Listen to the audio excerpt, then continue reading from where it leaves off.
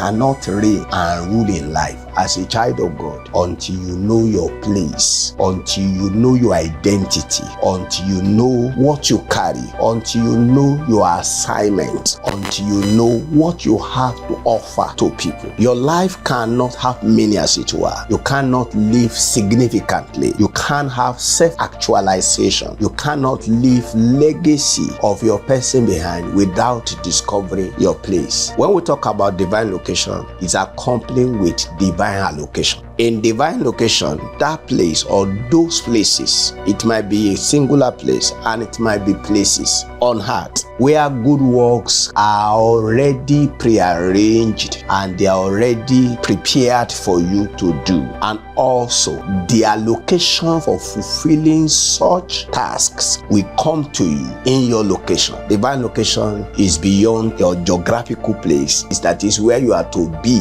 on earth, where you are to live, where you are to work. It also talks about your assignment. It talks about your place in the body of Christ. It talks about your domain for reigning and ruling in life. Significance. That's what we call divine location.